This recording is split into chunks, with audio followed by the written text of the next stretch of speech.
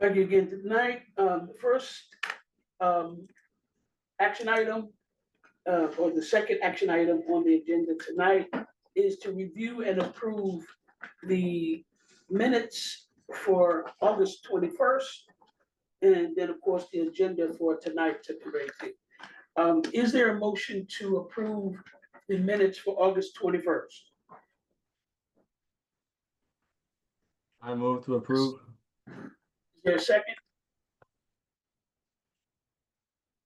I see a second. Any comments before we take it to a vote? All those in favor for approving August 21st meeting minutes, either raise your hand or say aye. Aye. Any nays? The ayes have it. Thank you very much. Next, part B on that action item is to approve September 18th, tonight's agenda. Is there a motion to approve tonight? Can you hear me now, Bishop? Yes, there you are. Thank Great. you. There you go. Is there a motion to approve tonight's agenda? I make the motion to approve the agenda. Gregory has seconded it. Any comments before we take it to a vote? Comments? Are those in favor of approving tonight's agenda? Either raise your hand or let me hear you say aye. Any nays? Tonight's agenda has been approved. Thank you so much. Next on the action item tonight is staff report. We'll turn it over to our staff. Thank you, Chair. Starting with the monthly complaint report for August of 2025. One new complaint was received through the Police Accountability Board portal. It was defined as eligible by the Montgomery County Department of Police and is currently under investigation. 14 complaints were received through other methods, 2 defined as eligible by the Montgomery County Sheriff's Office and are currently under investigation, 2 defined as eligible by the Tacoma Park Police Department and are currently under investigation, 10 received by the Montgomery County Department of Police, 9 are eligible and under investigation, 1 was deemed ineligible. Next, brief reminders regarding the annual report. We are looking to see outlines of planned sections, or even more preferably, rough drafts of sections. We're looking at those by this meeting. The advisory deadline here is to make sure that we are able to provide enough staff support and labor hours to meet the annual report deadline of December 31st. Next item, Baltimore City is hosting a Police Accountability Summit on August 20th, 2025. That is open to members of administrative charging committees, of police accountability boards, and their staff. I can certainly coordinate attendance. If anyone has any questions, feel free to reach out. We're happy to provide the sign-up link for that. It can be Sorry to interrupt. Could you repeat the date again? I think you said August of this year. October 20th, 2025. October. Thank you. Let's see. That can be attended both remotely and in person. If you attend in person, there will be lunch provided.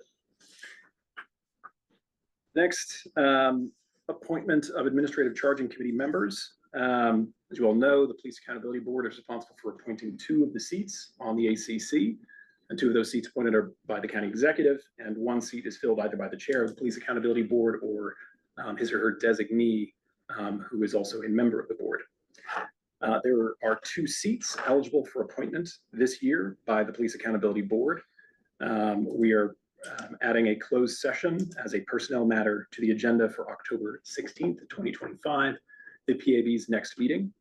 Members will receive access to the recommendation memorandum from the Administrative Charging Committee's nominating committee to provide their recommendations on who they believe the most qualified candidates were to join them on the ACC, both from the incumbent who applied as well as new applicants. Let's see. Regarding review of action items, met with some of the support staff for the Advisory Commission on Policing. The concept of partnering with the Police Accountability Board is not something that the Advisory Commission on Policing has taken up. It does not appear to be something immediately that would be barred. They do have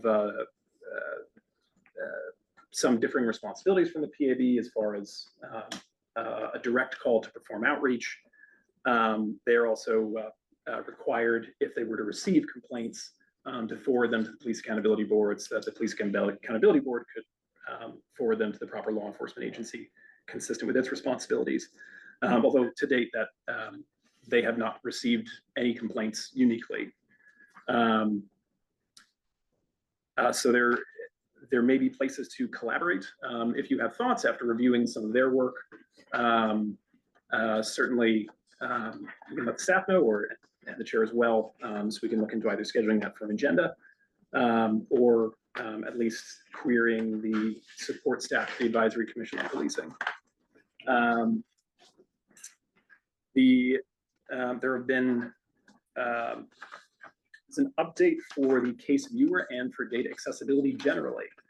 The case viewer that is available to members of this board has had its permission, or has been duplicated to have its permissions adjusted, meaning that there is a second copy. A link was provided in the email that was sent to the members of the board. The one that is labeled working, that version can be synced through OneDrive. It can be downloaded so that you can use more robust tools of analysis, like the desktop version of Excel. As we know, the online versions of Microsoft Office are not anyone's preferred tool under any circumstance. In addition, both versions of the viewer will receive an update at the beginning of October, bringing in the data from Q3 of 2025. That would be the final update received until Q1 of 2026.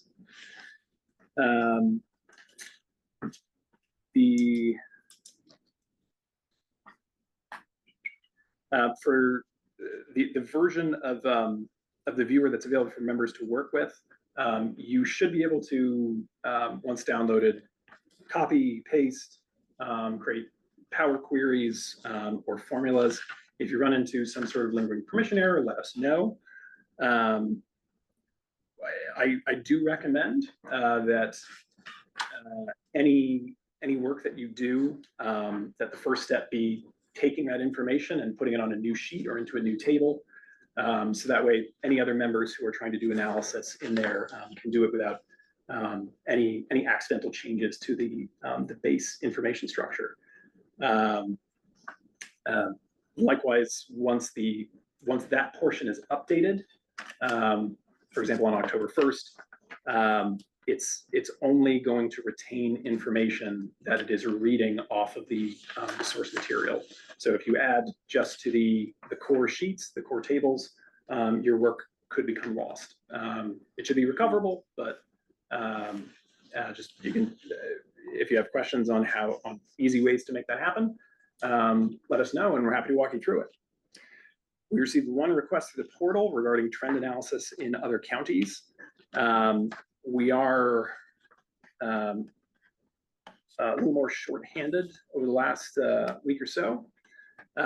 We have gathered up and we'll be releasing to you tomorrow the available reports for 2024 from the other police accountability boards throughout the state, at least those that are available online that have been published. In the Maryland government website, where counties keep copies of their required reports, there were some counties that don't have materials for 2024, and so those folders will not have a report. And that is it for the staff report. Thank you. Any follow-up questions? from staff? Clarity or anything? I Chair recognizes. have one question concerning the request that we sent to the various county groups for listening sessions. Has there been any responses back yet as of date as to availability? So we've only for the one organization, which listening to our members have working on dates for. We did reach out to confirm, make sure that we do have their availability correct, because as members observed, there was more than one way to read the availability that was provided to the board. So we do have clarity on that, and we should be able to set something up shortly. It's now, while the first round of dates that organization provided were next week, if that's no longer feasible, their message did say that they expected to have weekly availability at those same times. So we should be able to find something that accommodates everybody's schedule. Thank you. Sure. Alicia? I see your hand. Just unmute yourself there, if that's accurate.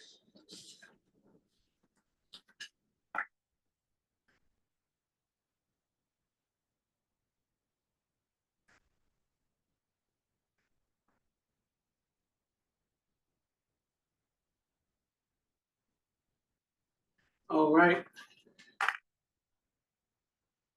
Alicia, if you're trying, we're trying. Yeah, Bishop, if you could please ask Laura to just let me mute and unmute myself. I keep getting muted, and then that's the reason for the delay. I'm not able to unmute myself. And I understand that generally for the public, but I'm a member of the board. So yeah, Forrest, thank you so much for the case viewer and the copy, which is now downloadable, and we can do more things with it. Within the language of the case viewer itself, it says you have general misconduct, bias discrimination, criminal misconduct, and so forth and so on. If we were to click on, I've clicked on those tabs, and please correct me if I'm failing to do something. But within that text, contained within each one of those particular violations or categories of violations, is there a general explanation in detail of what that entails, what criminal misconduct is referred to here, what bias discrimination is referring to specifically? Is that within the case viewer? The case viewer includes citations to the departmental rules that are alleged to have been violated. There is no narrative information included in the viewer.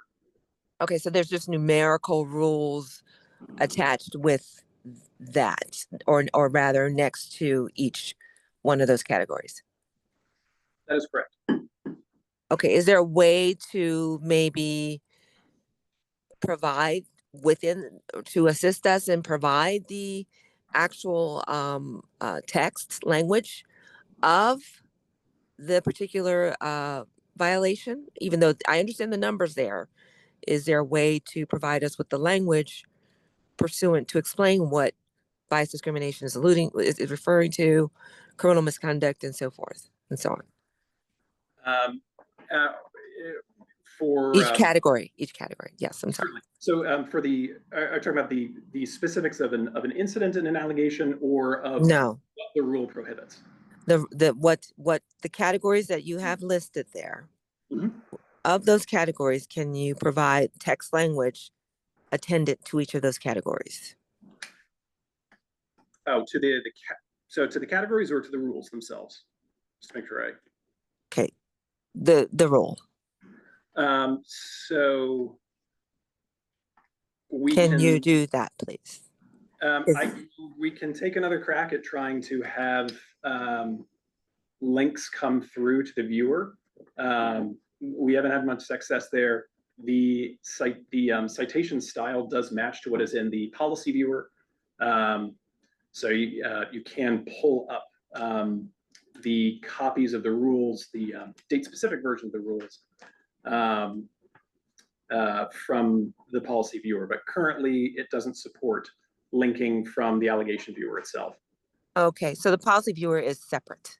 The policy Correct. viewer is a separate. So I'm okay. Well, if there's, I guess if there's some way to kind of integrate that to make it more fluid for us to do our analysis. Thank you.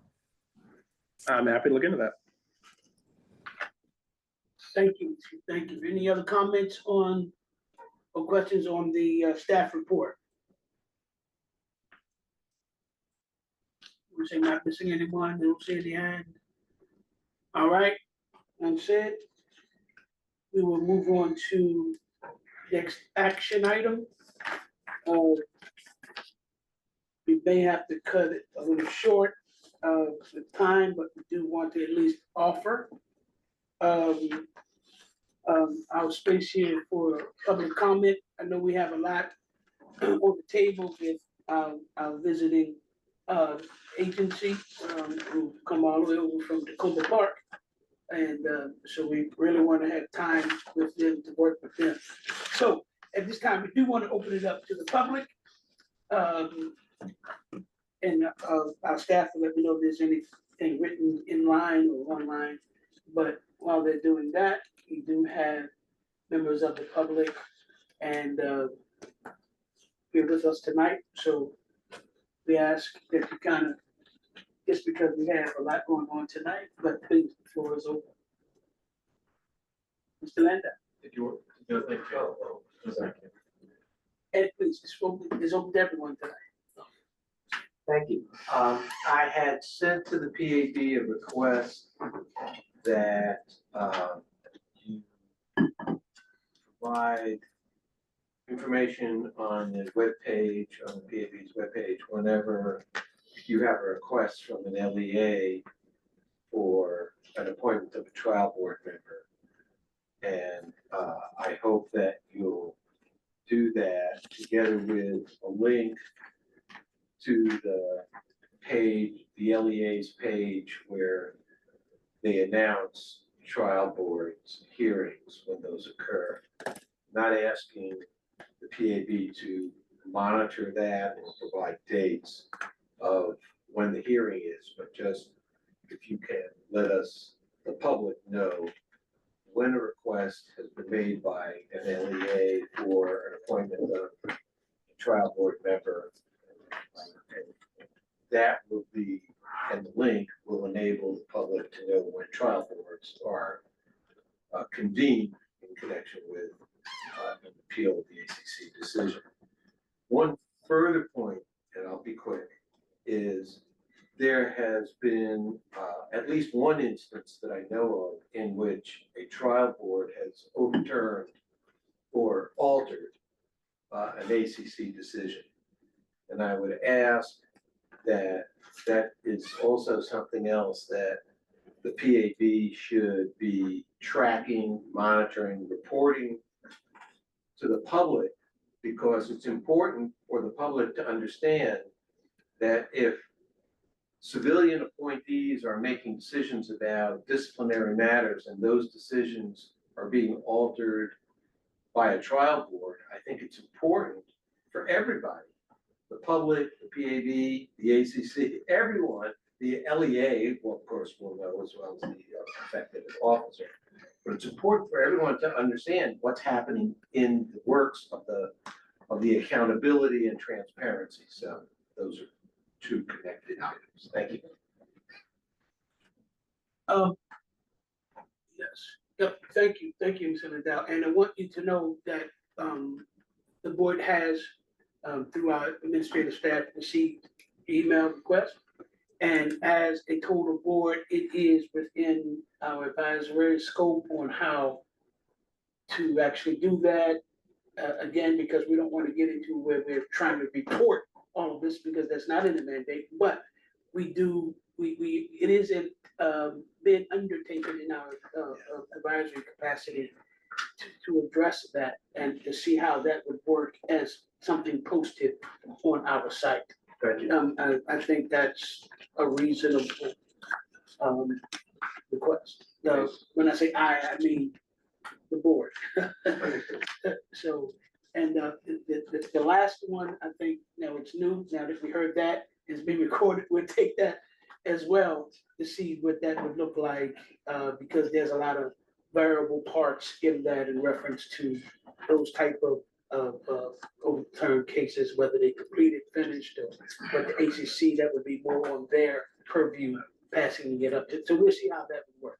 But thank you for those two good points. Thank you. Any other member of the public before we move on, or before we move on to that, the staff, was there something you wanted to share? No, okay. Any other members of the public, did we see anything online? None heard, none heard. Thank you for that. Thank you again, Mr. Landau, for always having comments.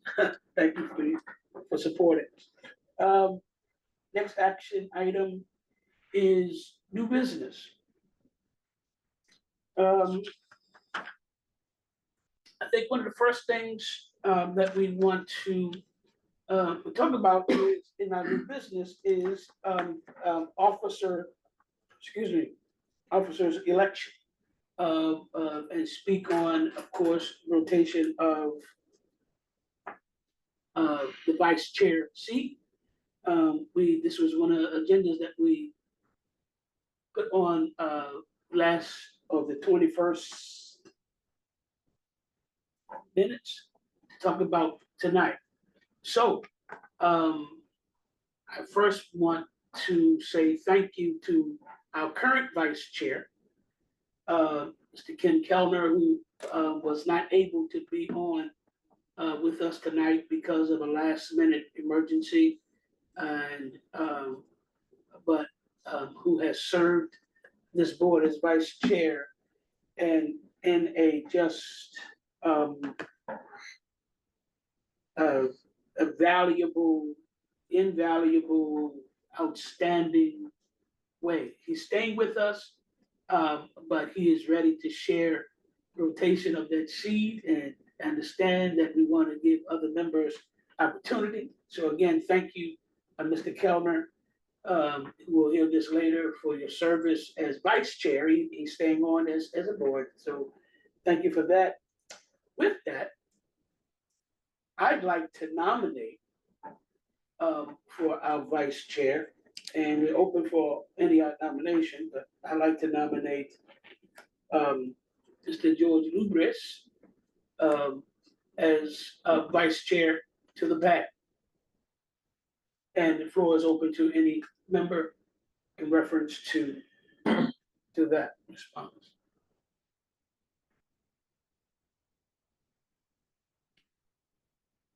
Everybody's talking at once. I don't know what's going on. Please. Point of order, if I can, first, does that require a second? Yes. I second. All right. We have a second for Mr. Lubres as a nominee.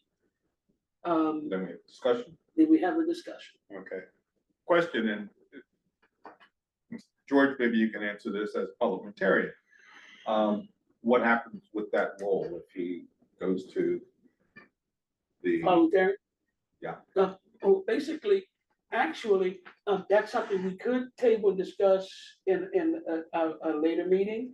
But for now, there's nothing written that says that he couldn't hold that parliamentarian. That's fine. And the vice chair. We can discuss if there's someone else who would like to sit as parliamentarian. We could, but there's no, I don't think we need to take up a motion to vote for parliamentarian as we do as an officer for the vice chair. And I don't see our current parliamentarian shaking his head no, so I must be right with that statement. So hope I answered that. Yes, you did. I was just concerned I didn't want to have a gap, but then we have to come back to say, okay, now who do we have for parliamentarian? Right. Okay. Right. Please. And it would come down to the chair's general right to direct agendas.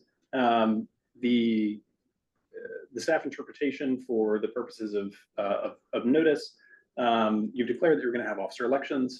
If a current officer is elected and you were to conclude that you can't hold two posts, those two are so collaterally related that there would be no problem. If you wanted to take it up tonight, you're certainly not required to.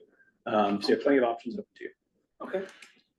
Well, I think that those two roles really are so close together, unless George is saying that he cannot do both roles, but I think it's so instinctive and built in him right now, he probably would do it instinctively anyway as parliamentarian. If there's no other objections, I don't think we need to take up calling on a request for the seat of the parliamentarian role if he can carry them both. Anyone, any objection to that? Any further? Not for me. I think, like you said, Chair, just briefly, obviously, I appreciate all of the collaboration that we as a board have and work together with everyone very well. So happy to, pass on the reins of parliamentarian.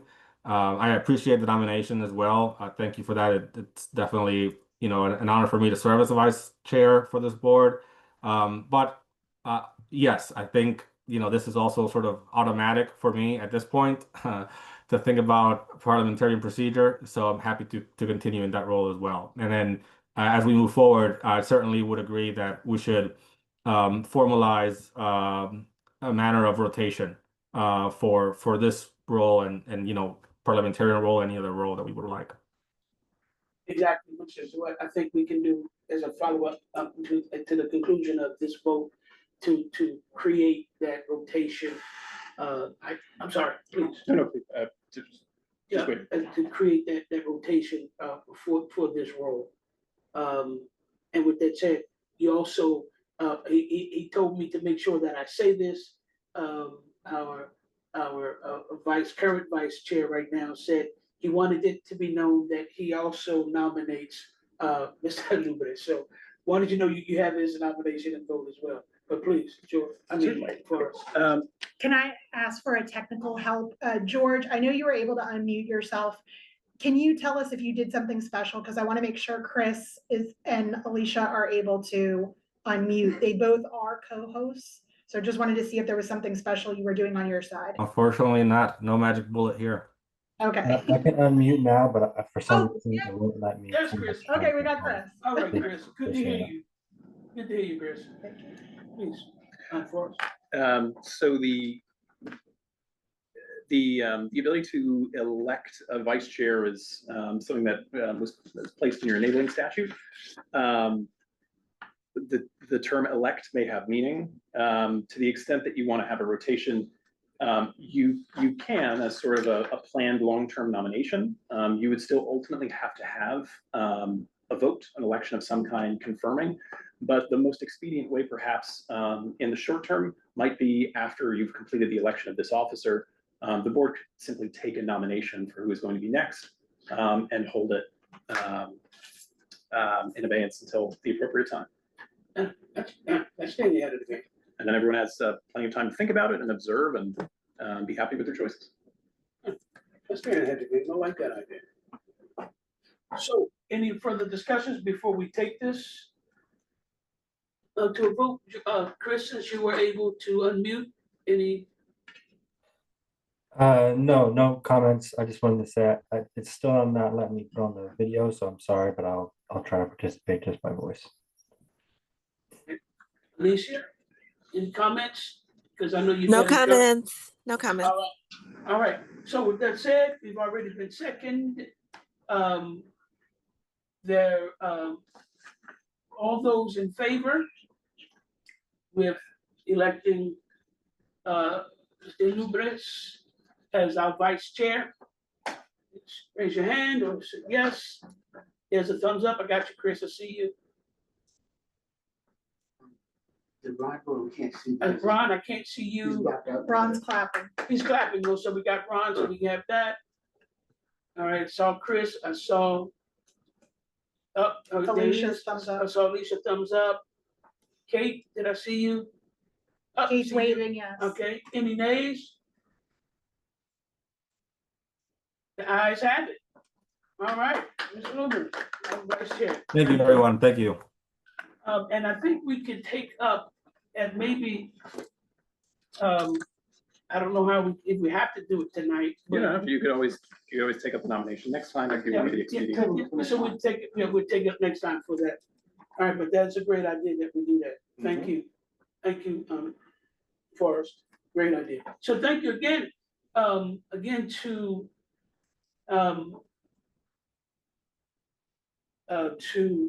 Mr. Kellner for his service and continue staying on with the pad. Thank you for it now, and to our new vice elected. Can I say that? Elected vice? Yeah. Thank you. As we continue on with new business, I want to say again, thank you for everyone for being with us tonight. Thank you for all of us who joined on site. Tonight, we are simultaneously sorry and happy. Sorry because we will miss the invaluable presence of our esteemed member. Happy because we are confident that member Kate Manning's future endeavors will be rewarding. Let me add, the open seat will be filled from applications received in response to the board's vacancy notice posted earlier this year.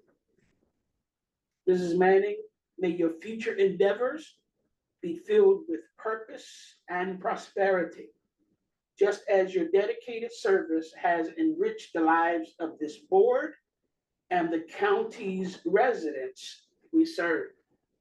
Thank you so much. And your resignation is just, again, mixed emotions. And wow, just thank you for sharing, this part of your life with us.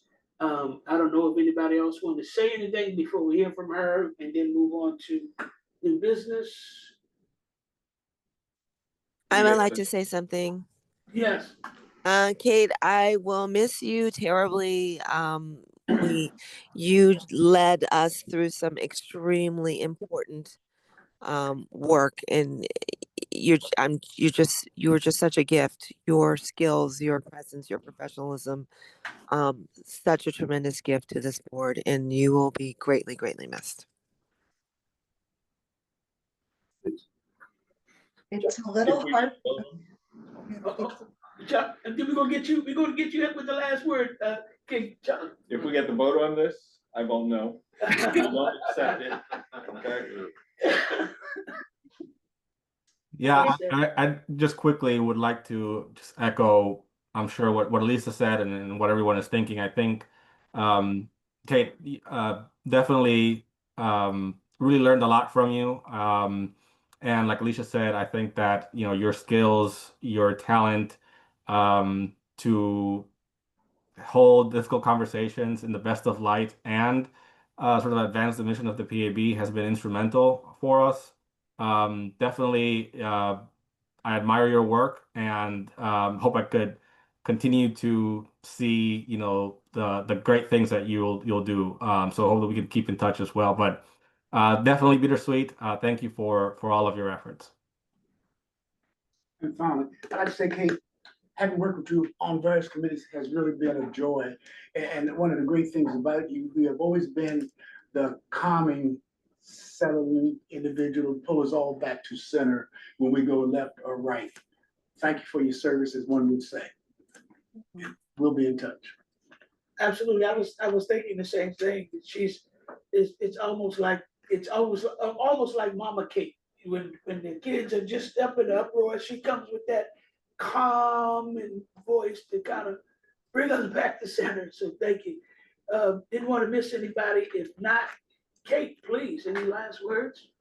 It's a little hard to talk because I'm a little choked up. I mean, honestly, it has been just such an honor, and I've learned so much from each of you, and just really gotten to enjoy. You've all made me laugh, and I've just really enjoyed getting to know each of you. I mean, gotten to spend time with, you've had you in my home, and, it's just been such a pleasure. And I've been so impressed by your dedication to this work. It's not easy, right? It's been a challenge standing up this board and trying to figure out how to bring together these disparate interests and these commitments to our county and serve the people here. But your dedication, your commitment, your wisdom, your heart, I mean, it's all been such an inspiration to me. And please let me make clear that the reason that I'm stepping down is only because of another commitment that I have that is incompatible. It just would be impossible to meet the level of rigor that I need here. So I'm very sorry to be stepping down. I am completely committed to each of you and the work that you're doing, and I remain completely in your corner. And if there's ever anything I can do to support you, please reach out, and also please just stay in touch. I would love to continue to be a part of your life. So thank you.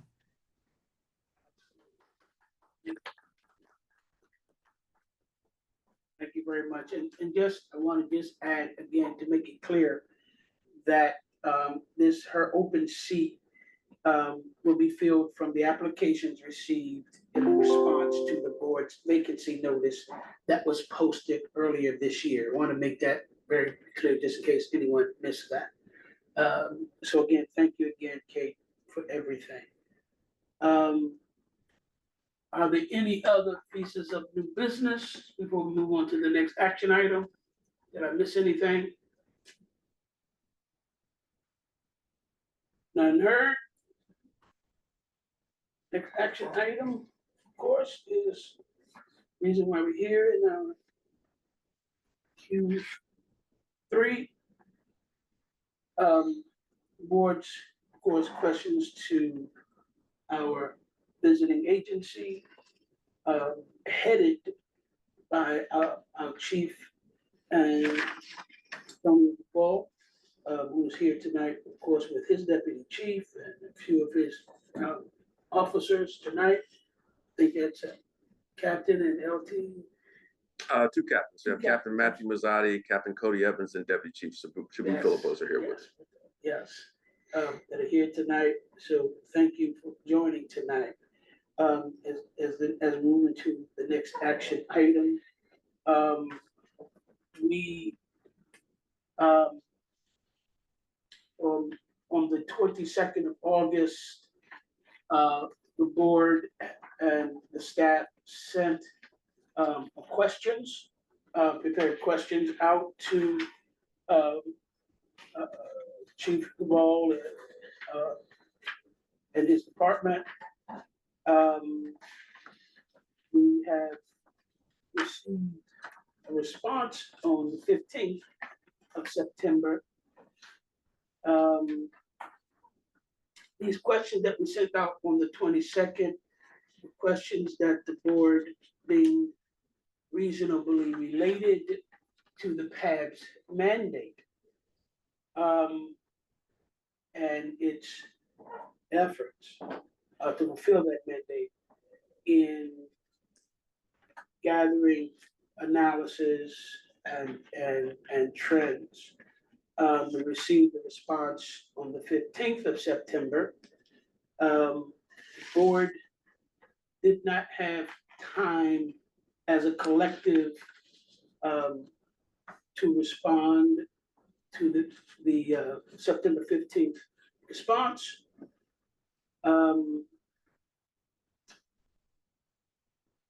We would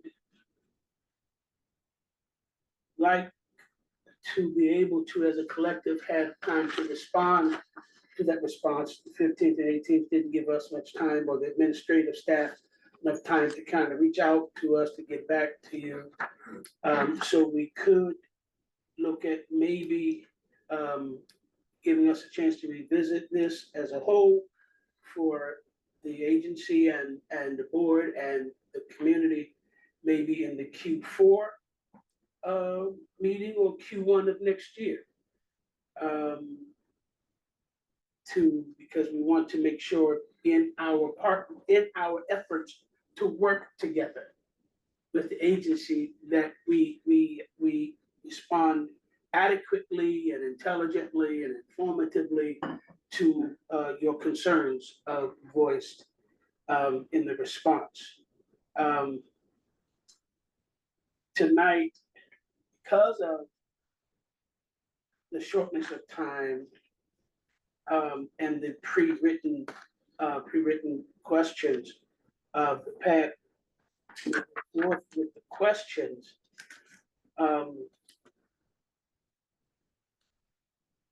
And we certainly are open to any questions not being answered until we have a chance to collectively again respond and review the letter, the September 15th response of Chief.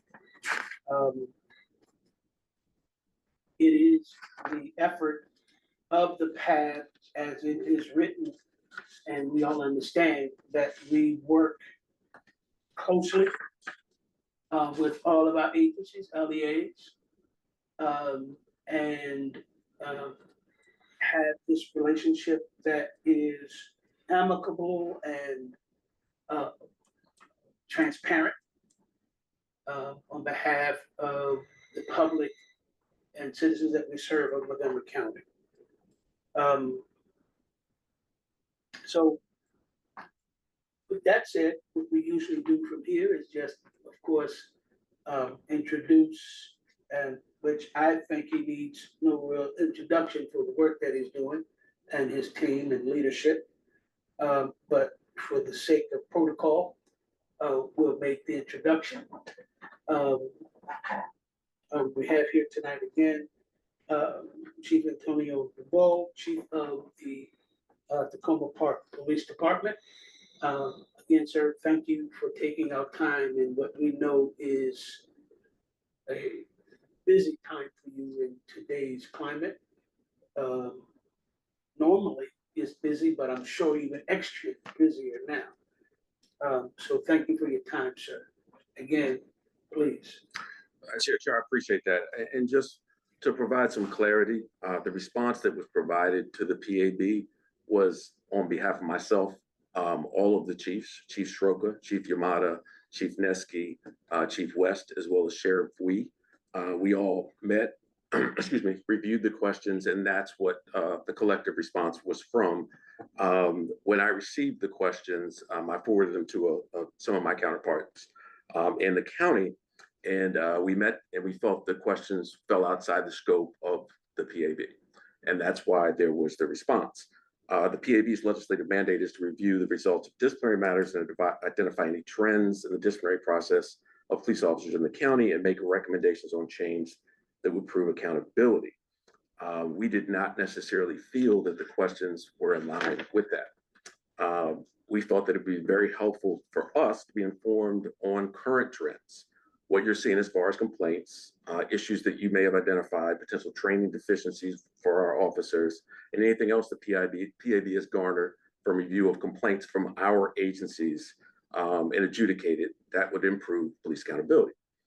Obviously, the joint goal of the PAB and law enforcement is to improve the quality of services provided to the community through transparency, accountability, training, and review of data. So we were just looking for questions that were more narrowly scoped within the confines of the PAB. And to clarify, that's not just myself as the chief of the Tacoma Park Police Department. That is the view of all of the chiefs in Montgomery County, as well as Sheriff Wee. And that being said, I obviously am here. Everyone knows I've been a part of the PAB since it started. I am the one that always answers every question in writing ahead of time. I've been very transparent about that, of answering questions that I felt fell within the scope of the PAB. I've always participated. I value the PAB and the ACC. I think it's really important for transparency in Montgomery County and Maryland for people to trust the process. But these questions were a little bit different in tenor, we felt, and that's why I shared them with the group.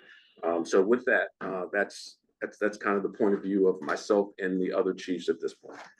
And I want to say in response to that, which is why we were saying in the beginning that as a collective, the PAD really wants to have time because the 15th just did not give us time for tonight to really look into this and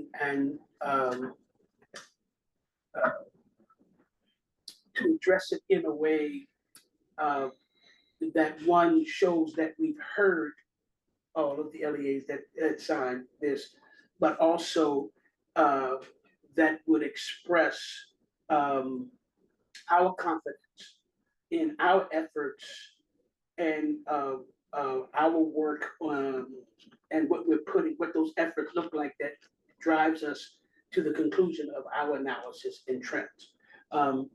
Some people can have different views from different sides and say, well, this is what they see because they're on this side, versus when you're on the inside, and which I'm sure we've heard several different times, even from working with all of our agencies. You know, some people don't know what it is to make a split-second decision, you know, but they play that, what they call that Monday morning quarterback thing. So we really didn't want to do that here, but we thank you for, you know, we wanted to give you a chance to respond to that. But I just want to reiterate and make it very strong that we will be revisiting this, responding to this 15th in a way that shows that the PAD, the board, and the LEAs are in communication. We are working in that tandem, in that rhythm, in that flow, and we're okay with, you know, not having to agree on everything, but we're not disagreeable. And I think that's okay. The public needs to see, you know, and we're comfortable with that. And I know you all are. Well, I know you, since you're here, I speak to you, you know, I know you as a leader and a person that you're comfortable with hearing, you know, views that are different than yours. And you don't shut people down because Anyone that knows Tacoma Park knows that's the nature of the city, so. so thank you for that. So we will be revisiting. And if I can just say, the timeliness, we wanted to make sure that every chief and the sheriff had ample time to review it. And I understand that, you know, a few days prior to the meeting, I fully understand. We are more than willing to come back, whether next month, month after, once this has been responded to. And I do agree that I think it's most appropriate for you all to be able to, you know, amongst yourselves, review what was our response and respond. I do want to say this for the residents of Montgomery County. We do want to answer questions. We do want to be participatory, and that's not what the letter was about. It's just clarifying some boundaries and the path forward. I, as a lifelong resident of this county, want to see policing done in the right way. And I think that our partnership is going to lead us towards that accomplishment. Thank you, Chief, for clarifying that. That's so important. Thank you for that. Thank you for that. Again, Chief, with that said, again, and I want to make it clear that this atmosphere here tonight, based on where we are in responses, the questions that may not be answered in no way speaks to the character of the Tacoma Park Police Department tonight. But there are some true concerns of theirs that the PAD is and will be taking into consideration. But we have these questions. And just to reiterate, I don't want it just to seem as it's Tacoma Park Police Department. yes, sir. It is important because it involves every law enforcement agency in the county that all signed on and all had these concerns. So I think it's not just specific to our agency, it is specific to the entire law enforcement. Thank you for clarifying that for me.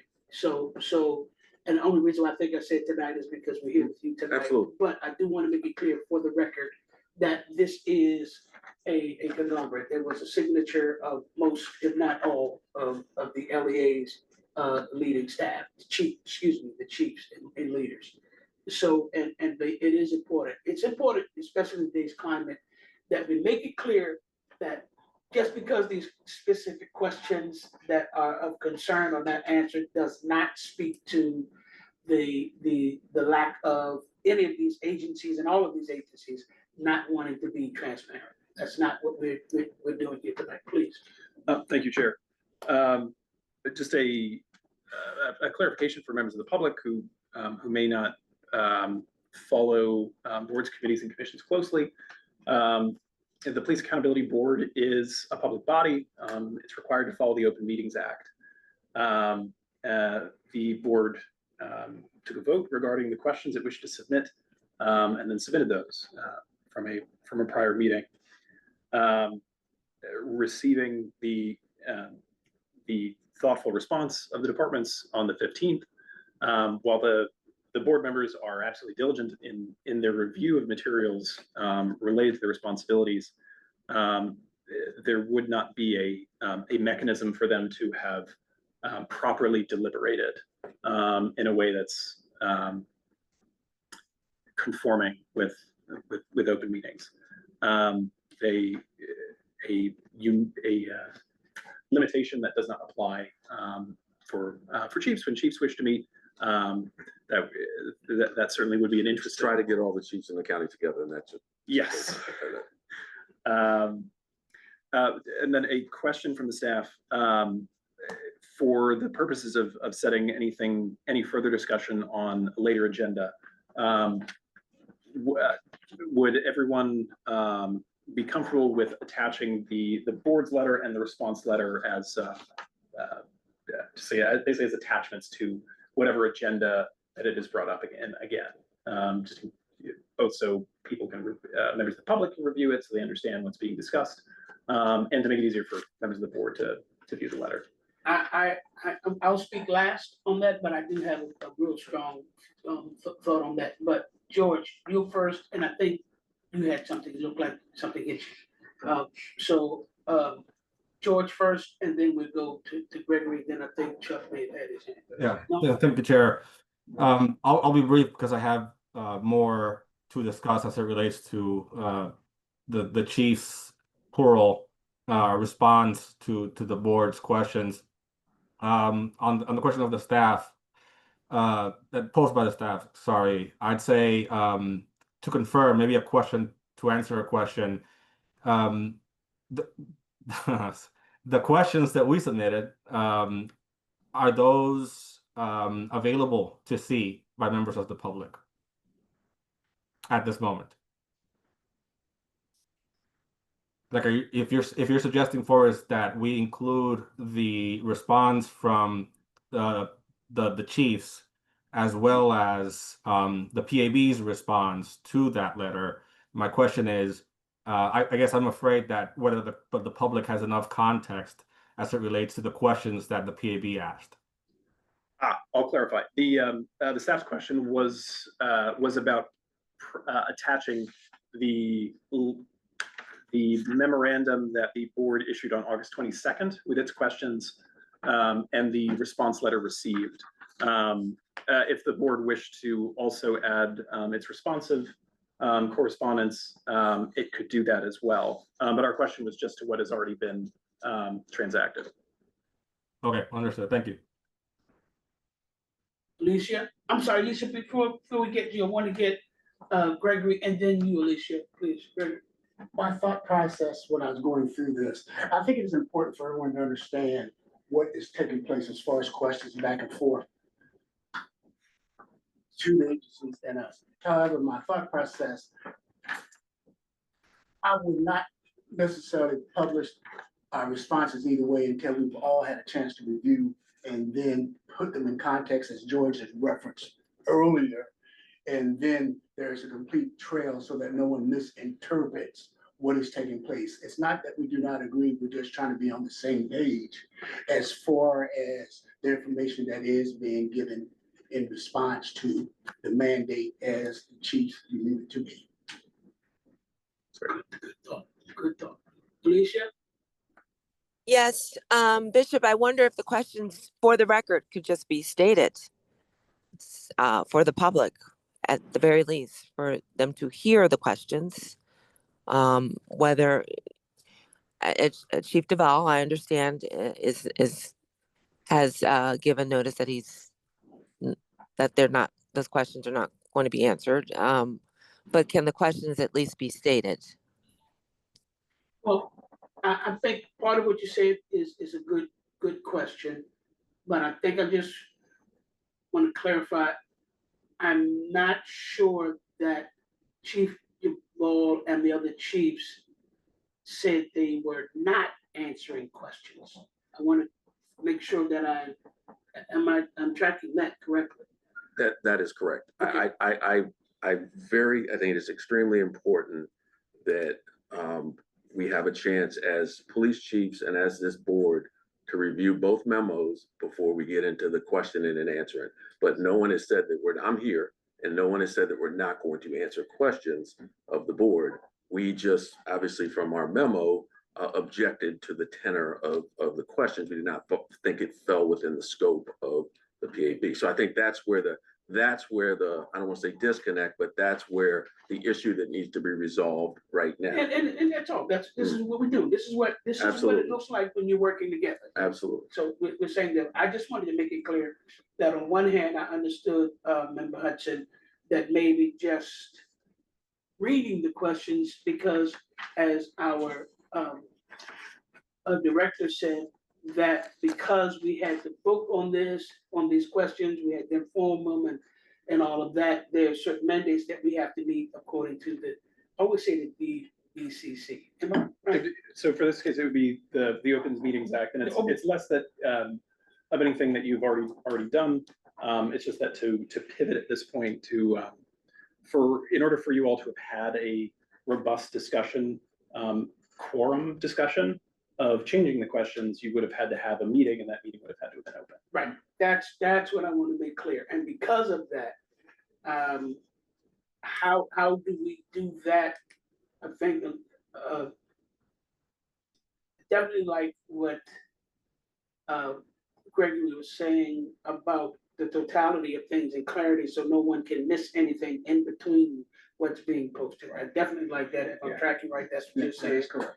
I liked also with Alicia saying, and I put it on the board, about maybe just to meet the Open Meetings Act, if we read the questions. So I put that back to you, of course, for us. so the application of the act here that we're referring to is just that at a prior meeting, you had voted as a board that you're satisfied with these questions and wish to transmit them. And so they were transmitted. In order to have had a subsequent quorum discussion to issue new questions in advance, you would have needed a new open hearing. Now there's no requirement that the board submit all of its questions or any questions in advance. It is something that you've done as a matter of practice. As far as I'm aware, you can ask the questions that you prepared. You can ask additional questions. It is to your discretion what you would wish to ask. This isn't it's not an adjudicative proceeding. No one's under subpoena. There's no compulsion here. From the chief's perspective, if the questions are going to be read out, it would be very helpful to the public to understand what our response was. So it did not appear like we are just adamantly saying we're not going to answer those questions. So if one is going to be added, all should be added.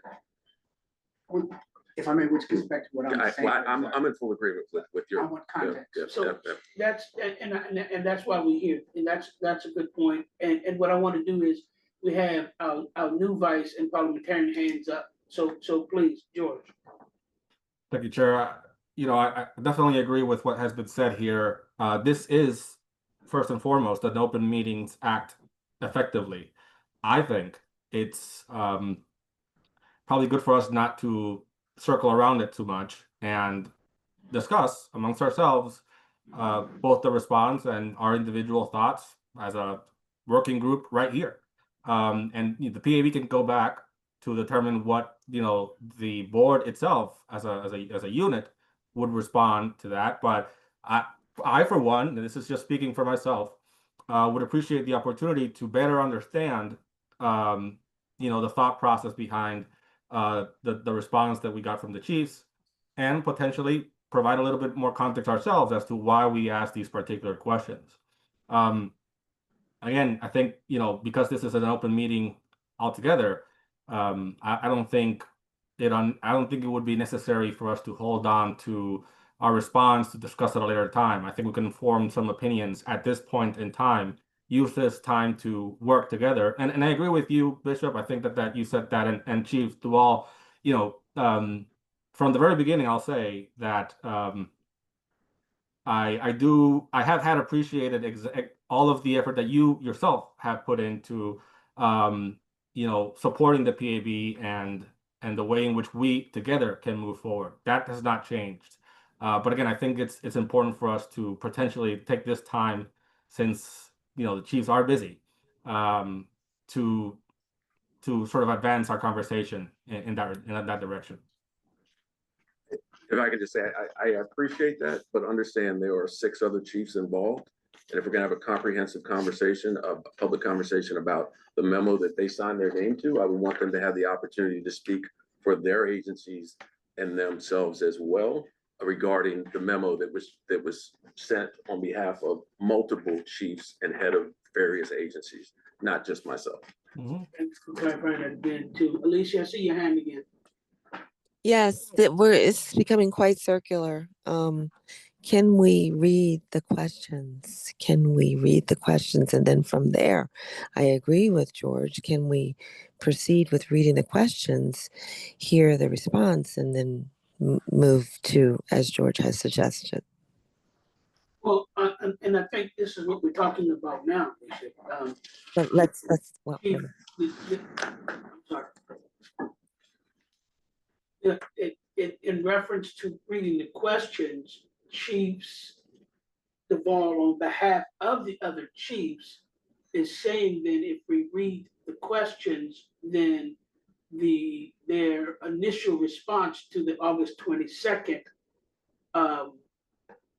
communication should be read aloud in this open meeting, as well, as if I'm tracking him right on that. That way, our questions are that problematic? and Right. their September 15th Correct. response to the August 22nd is read aloud. Correct. So we can. That's what I'm asking. Can we do that? Let me. I want to go back because I don't want us to keep circling the wagons on this one, but let's see if we can move forward with how that would look like.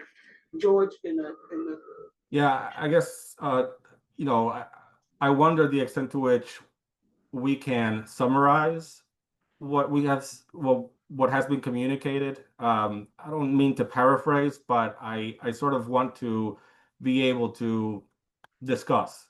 And I see the chief is shaking his head. So if that's the case, I would be in favor of just having everything read out loud, and that way we can move on. please, Chair recognizes, then we can move on from this. Okay, not to belabor the point, but if we do the readout, they respond, then we go into another consult. Who are the different opinions of the various agencies? And if we can't parse that way, I believe for fairness across the board, if the chief is going to speak, he can't speak intimately for what each other chief context or thought process why they made the comments they made. I would propose, again, to get our thoughts, get them together, then in context, if we're going to have such a discussion, have it with all chiefs involved moving forward. I can tell you all the chiefs and the sheriffs will be very open to that conversation. Please, Chuck. Yeah, I concur with what George is saying. Right. My concern is that if we read the questions now and then read this response, then there is no fulfillment, for lack of a better word. It becomes okay, so now what? So if that is the case, it sounds like we have some unfinished business here. What we need to do is finish sorting this out before we read something that the other chiefs are saying, hey, we think this is a little bit not in the scope of what you guys should be asking us. I think we need to sort that out first.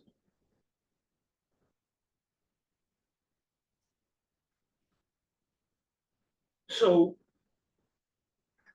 the question here tonight,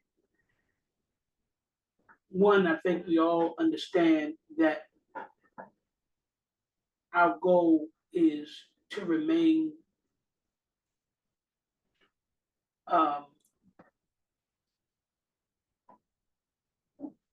cooperative and transparent and not only with each other, but in reference to the public. We all have that, we all saying that. But tonight, the last word that Chuck was just saying about fulfillment is the question then is tonight, reading both questions and statement leaves us to, and then what?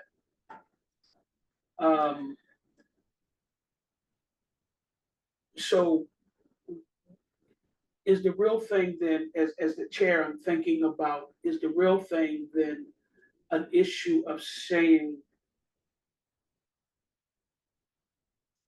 because we don't want to be incomplete in whatever we do or post, because it would cause more questions and concerns than answers, and the transparencies and the partnerships and the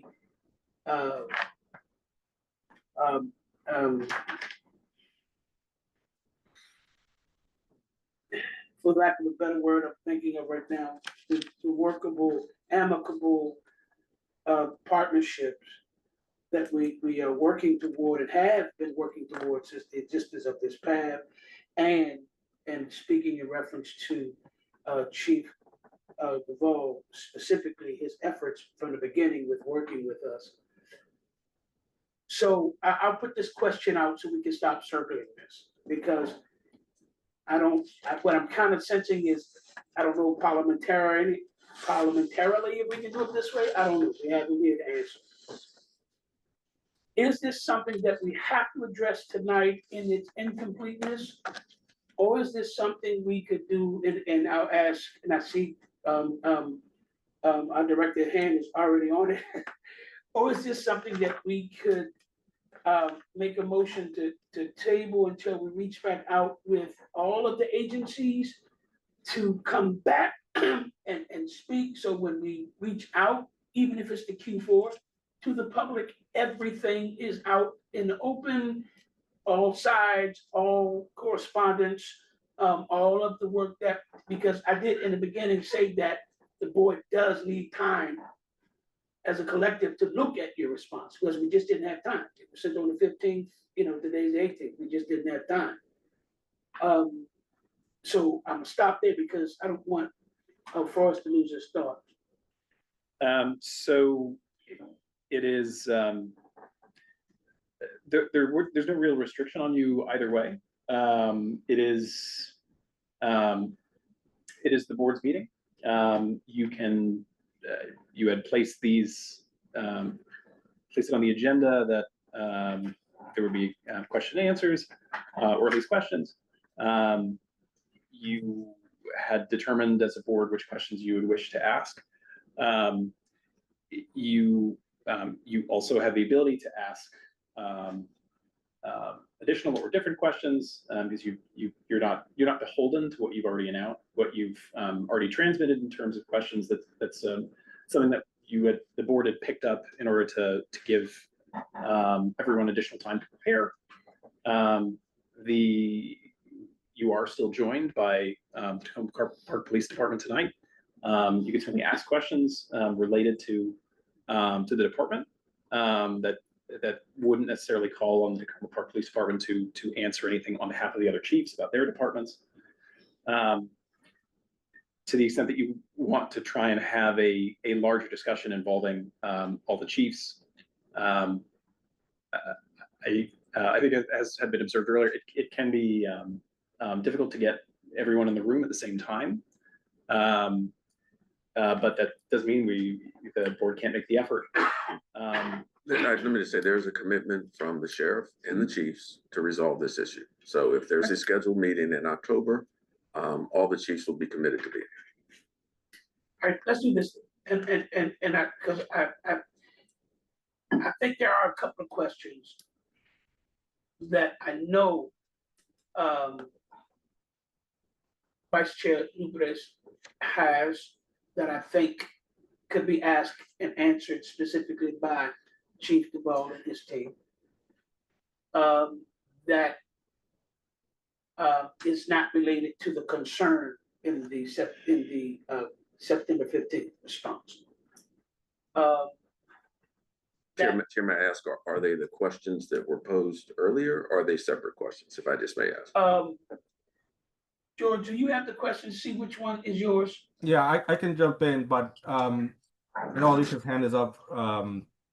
Briefly, I'll say, Chair, that I would agree with Forrest. This ultimately is the meeting of the PAB, and of course, I do appreciate the chief and his representatives being here.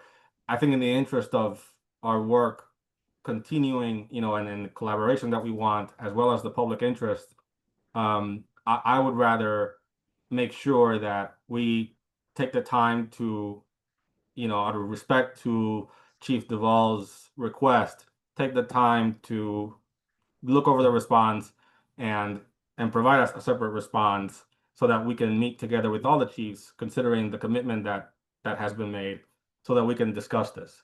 I would, however, appreciate, and I'm not going to do that now, I'll give Alicia a few minutes, but I would, as an individual board member, provide some of my thoughts as it relates to the exchange. Again, I think that there's a lot that we're saying sort of on the outskirts of what the issue is, and I think it's important to contextualize this a little bit more. And again, considering what Chief Duvall has expressed as well.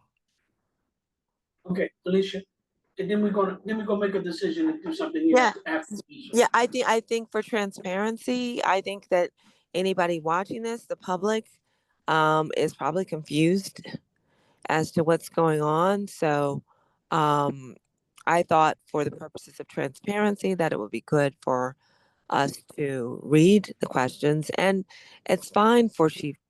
That's just my thought as a board member, was that it was fine for Chief Duvall to read his response, as well as for us to read our questions. So that's just where I come up. Well, your thought is important. That's why we're hearing it. Absolutely.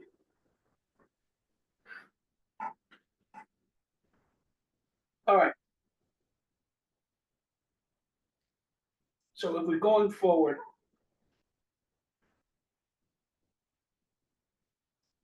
we're deciding then as a path tonight with this meeting, and we're not locked in on having to answer all of the specific questions that were sent August 22nd that resulted in the September 15th response, if I'm tracking right from our director. The Open Meeting Act says that we don't have to specifically. So the reference to the Open Meetings Act earlier, again, was purely to responding to the request in the letter about generating new questions. You did not have, there would not have been a way to assemble the board on the 15th, 16th, or 17th in a compliant way for you to produce new questions with open deliberations. However,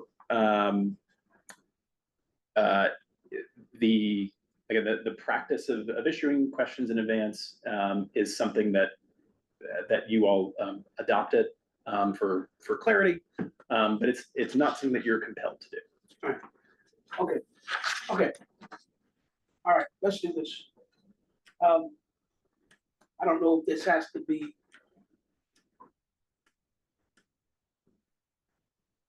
motion or anything.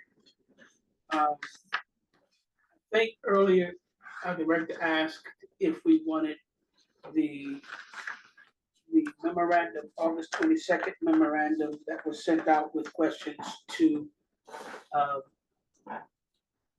the chief, along with the September 15th response of all of the chiefs to be posted on our website. Is that right? Yes, to accompany your next agenda, particularly if you set this for October, where you also at that meeting expect to hear from Wayne Silver, the executive director of the Maryland Police Training and Standards Commission, about trends and actually what this process looks like statewide. It would probably be beneficial to the public and to anyone who wished to prepare or participate to be able to see what is up for discussion. A piece of responsive correspondence, since it wouldn't be drafted tonight, would not issue before the next meeting without some other opportunity for you all to vote on that correspondence. So in as much as there could be more in this correspondence in the future, more letters back and forth, we can always continue appending to the agenda as it goes on to make sure that there is a clear record from start to finish of all the communications to that point. Do we need to take a motion on this, George, about reading both the questions and the September 15th response to the August 22nd memorandum? I would say someone would have to make a motion in either what Forrest just laid out, including things in the agenda, or a different motion altogether so that we can vote on that. I move that we table this until our next meeting in October, giving us the opportunity and the time to have the other chiefs, and we can sort out so that we don't confuse the public on what it is that we're trying to, the point that we're trying to get to. And I just want to add to that, Ron, we haven't heard from you yet. So before I say something, Ron? Yes, Bishop, I was just going to second Board Member Chuck's motion. I think in the interest of clarity and the public's interest of clarity as well, I think this deserves a little more time and attention to make a sound decision that will be fair for all parties. So we have a motion, we have a second. Before we take it then to the vote, I think we need to amend the motion to include our director's advice on the August 22nd memo and the September 15th response. I think we want to add that to the motion. And any other comments before we take it to a vote? We have a motion, we have a second.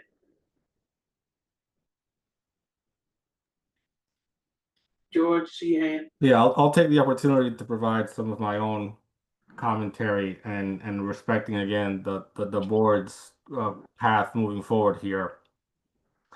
And that's the questions that we asked were asked of the Tacoma Park Police Department. Again, like our director mentioned, the chief and his staff are not subpoenaed in any way. They're not required to answer any question. At the same time, I think the decision to forward the questions and consult with the other law enforcement agency partners, like it's definitely within the right of the chief here and his counterparts. But again, I think that meant at this meeting that we were not prepared to have a conversation. And I think that's where, to be candid, I'm a little disappointed. And I definitely hope that we could have a full-on conversation, respectful with our partners, because we definitely consider you to be our partners in this mission, about the path moving forward. And then briefly, just to end here, the notion of the board, the mandate of the board, that it centers around trends is correct, but it's not only that. And again, I'm speaking for myself as a member of the board, not for the board as a unit. It is my opinion that we are advising the executive and the council, I mean, this is stated in the law, on policing matters. Policing matters are general. Policing matters to me can include body-worn camera footage. It can include traffic stops. It can include, the ACC outcomes, which are listed in there. The trends themselves are listed as an item that is required for a report that the PAB has to write. I don't think that the PAB is restricted in terms of asking questions related only to trends. In fact, I don't think that the enabling legislation says anything about what the quarterly meetings have to contain, just that we have to have those quarterly meetings. But of course, in the interest of collaboration and productivity, we, as the chair mentioned, and I echo, we definitely accept the feedback that we have received from the LEAs. We are willing to retake those questions. Additionally, sort of provide context and trends as it relates to why we're asking certain questions, and how we're seeing those. And I've mentioned this before very briefly again, sorry I'm taking too long. In part, some of the trends that we see countywide, this is preliminary information because like Forrest mentioned, Q3 data is coming in now. Courtesy is one of the things that we see complaints being submitted for the most. And so, at some point in time, we would ask about courtesy, and we have specifically, for example, with Chief West of the Rockville City Police Department. But body-worn camera footage and, again, traffic stops, they're also part of complaints. And so it sort of moves in multiple directions. So, again, I just want to, from my perspective and for the public interest, reiterate my understanding of the PAB's scope and mission. And again, looking forward to working with you, Chief, and the rest of the chiefs across the county to make for a more prosperous Montgomery County, which I'm sure is exactly what we all want to do.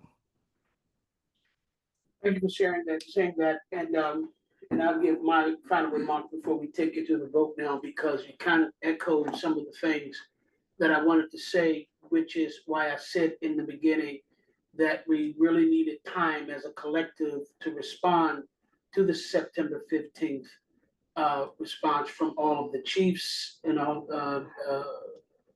because there are, again, as I said, different views and understandings from the outside versus being on the inside of the board. And again, one of the mandates is how we are to advise the executive branch. And the tools in which we implement and the efforts in which we put forth to help us conclude on what those trends, those advice looks like, is within the board's discretion. So I don't want to get into that tonight, but that is important for that to be known and heard. I think now we've moved this to a vote. We have a motion, we have it second, we had the comments. So we want to move it to a vote.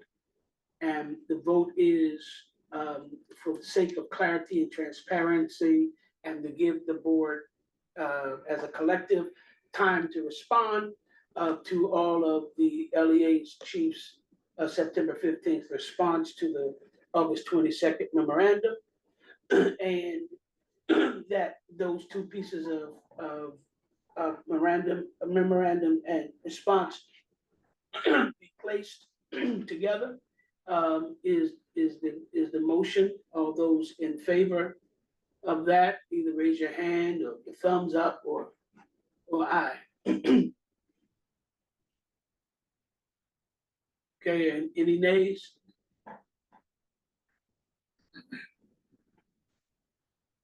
I don't. Chris? Chris, thumbs up. Chris's thumbs up. Kate, did you say, I didn't, that's a yes, okay. Alicia, was yours? Is that Ron? I see you up. Yes. Again, I was having delayed unmuting. Okay, all right, so any nays? None heard. Okay. That's that. Which then moves us, unless you have final, So you've tabled your advanced questions. But again, if you have other questions outside, you know what, you're right. I think there was a question that I had, and because all of this was going on in my head, it's going to come back to me, when you're young and pretty, sometimes you know. You might have one of them. I may have one of them.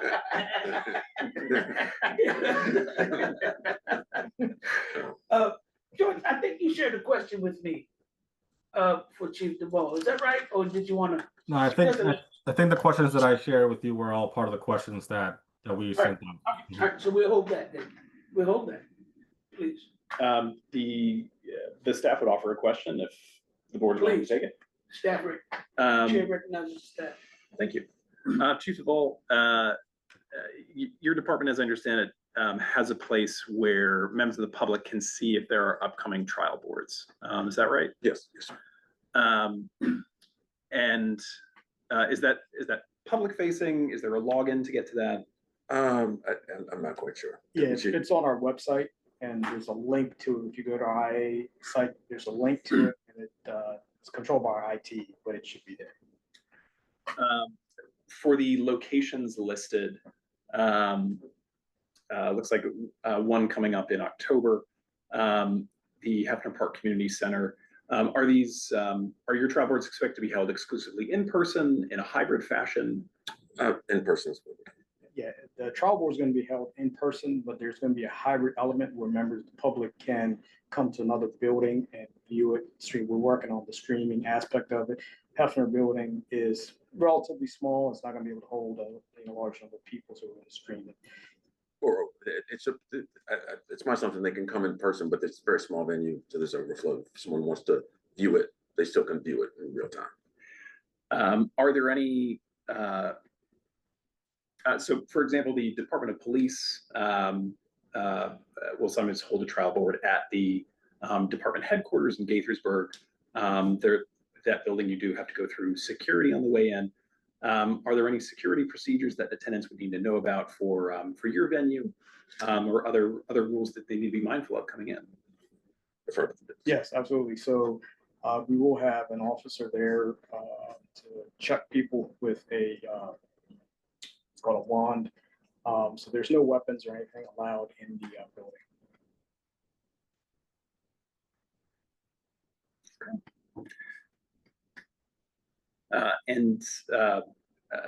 Approximately how often would you say it's that page is updated, or is it just when one?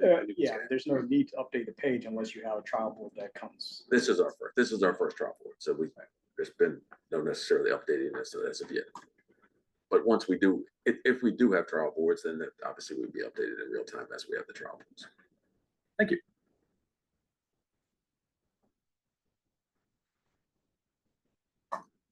All right, don't see the other hand. But if the board's about, have me throw another one. Please. So currently, this board receives information from the Administrative Charging Committee about the outcomes of what the ACC has done. As you know, there is not currently a feedback loop built into the statute compelling either the Office of Administrative Hearings or the departments to provide information to the Police Accountability Board on the outcomes of trials. But those are public proceedings. Is there,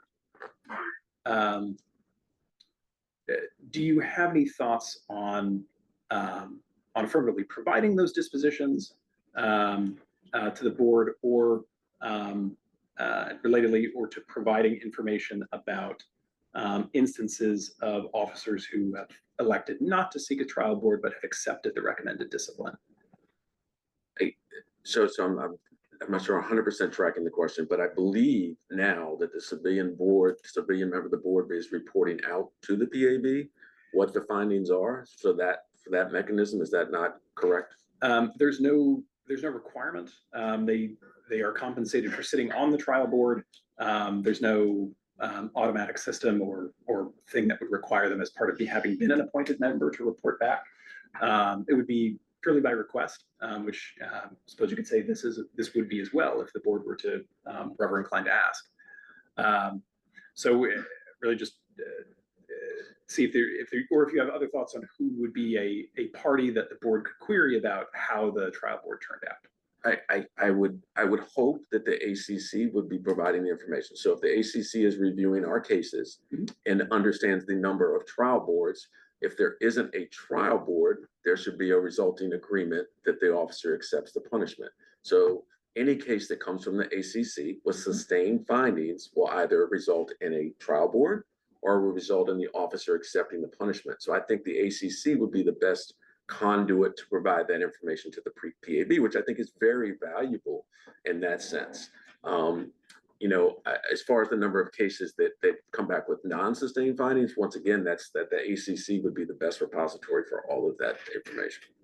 Now, I'll clarify, the ACC does not receive information about whether trial boards are requested or about the outcomes of trial boards. Their involvement terminates at the issuance. If you're trying to get to how can the ACC know the disposition of trial boards, that's a broader conversation. I don't want to speak for my other counterparts, but I don't want that to be incumbent on the agency. So there's not where it's somehow we fail to report it. I think there's enough information, number one, with the PAB having a member on the board to know and report back. I think it is important to understand the number of trial boards, the number, especially, just understanding the difference between the LEOBR, the numbers, the percentages that were of trial boards that requested then, the number of trial boards that are held, the number of trial boards that uphold or sustain charges or find something else. So I think there needs to be a broader conversation about what would be the best mechanism for the ACC to get that information. I think we're open to having ways to do that, but I do think it's important for the whole transparency and understanding as we move forward. Is the process working the way it should, or do we need to tweak up the process? If that makes any sense. It does. Thank you.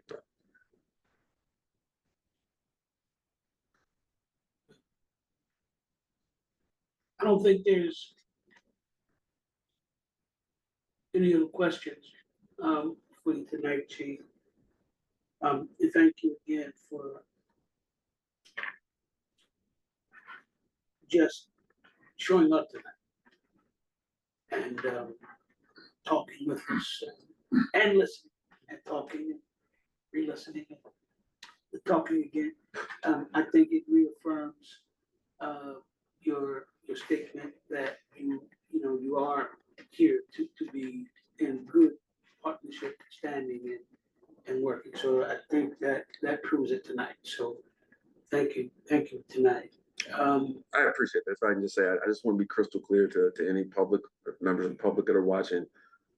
As I stated earlier, I fully support the PAB and the ACC. I fully support police reform. Anyone that knows me and my over 30 years of law enforcement service in this county know what I am about. And I would say that for my fellow chiefs. I think as we move forward, I think it's going to make the board and this process much more manageable if we can work through disagreements like this. And I'm not saying this is necessarily a disagreement at this point, but I think it's very healthy to have conversations like this and have it in a public fashion so the public can understand exactly where we're coming from. I am very open to answer questions. I think we're doing a lot of really positive things with the Tacoma Park Police Department. I think we're also doing a lot of positive things from other agencies within Montgomery County. And I really want the public to understand that, and not for the public to view this and think that there is some disconnect between this group and the law enforcement agencies. There is not. This has worked really well. And I'm glad you said that, because there is no disconnect. But can you just briefly share or some of your stand some of your, because I told you I'm young and pretty, the question would come back, which is some of your community engagement efforts that you currently have happening. Absolutely. Community engagement and trust are paramount, especially in today's environment with all we're going through with the immigration enforcement. We have a lot of undocumented residents at Tacoma Park who are very scared. So right now we're really working on outreach to try to show them what we are. We're a sanctuary city. We do not care about your immigration status. We are here to provide services. We're very concerned that a large number of our undocumented population is now not reporting crimes, which is really, really concerning, not just in Tacoma Park, but across the county. We have always been very, very robust in trying to get connections with our community. Most importantly is our youth. One of the first things I did when I became chief is connect with the youth within our schools. We meet regularly with all of our public schools within Tacoma Park to discuss issues. One of the next issue that I guarantee is going to be immigration and its effect on families in MCPS. But also important, and I say this, is developing a law enforcement agency that is diverse. Our law enforcement agency, members of our law enforcement agency speak 7 different languages. Our police department is almost a direct reflection of the demographics of the city in which we serve. That's important. It's important that we have quality people. But anyone that wants to query our website can see all of our community outreach efforts, from our Breakfast with Santa events with our children to our LGBTQ plus liaison. We are very, very in tune with making sure that our community knows our officers and trusts our officers. And I think that's really important. And I would say that for the vast majority of agencies here in the county have that same perspective. I think I will say to the residents of Montgomery County, they're very fortunate to have quality law enforcement, that we have across the county.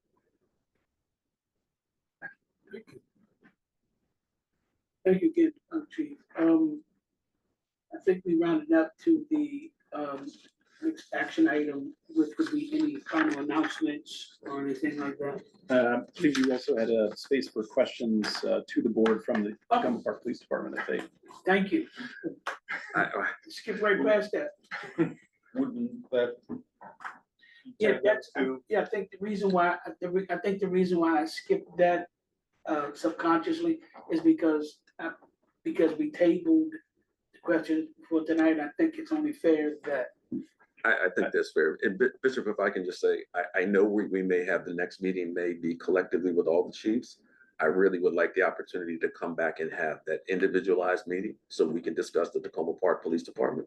So even if the next meeting is more focused on resolving the issue at hand with all of the chiefs, I would welcome the opportunity to come back to speak specifically about the Tacoma Park Police Department. So thank you, Chief.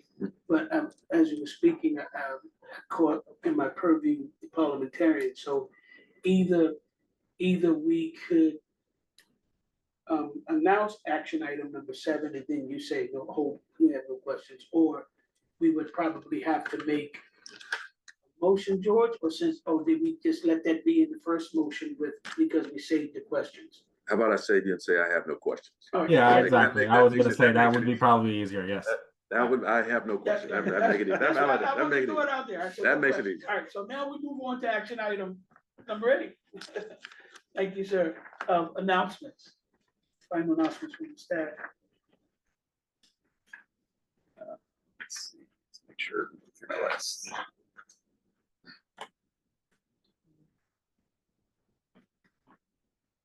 No, nothing additional from the staff for the benefit of the public of the board. Sure.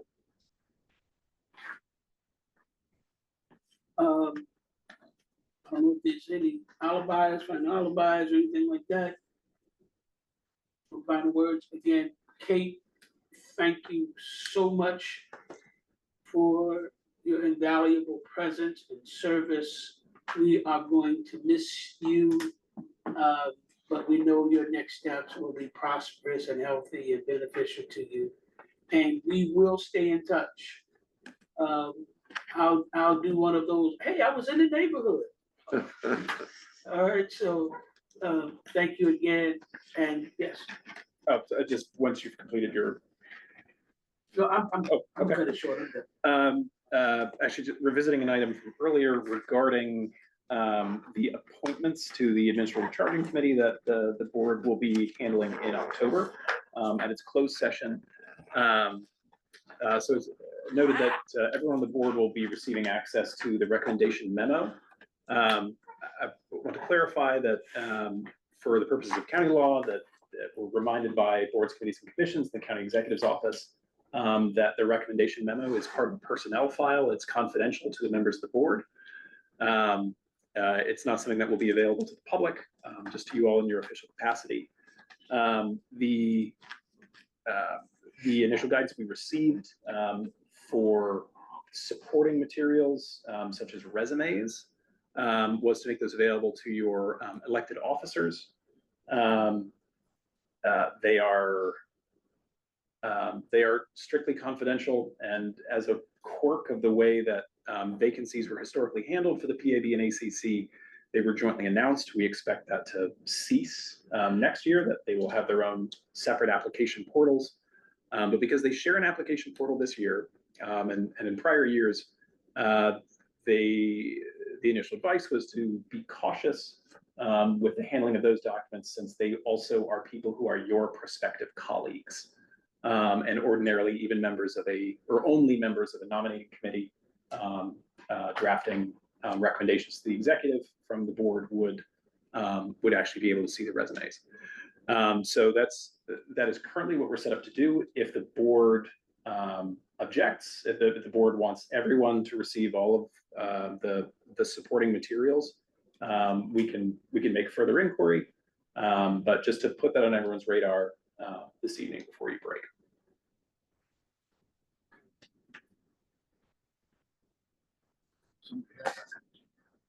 Yeah.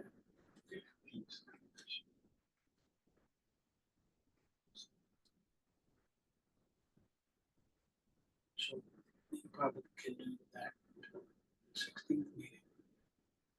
Yeah. Okay. So I think what we can conclude, since we're about to adjourn tonight, is take that information, consider it for the I think it's the October 16th. Yes, you'll be scheduled to have a closed session meeting to make your appointments on the 16th. On the 16th. Okay. All right. Good stuff. I don't know if there was a motion made, but is there a motion to adjourn? So moved. No further alibis. Congratulations to our new vice chair, and all those in favor of adjourning. Aye. Raise your hand. Thumbs up or aye. All right, I see everyone. I saw a thumbs up for Chris. Any nays? The ayes have it. Good night. Good night, everybody. Night, everybody. I'll miss you. Good luck.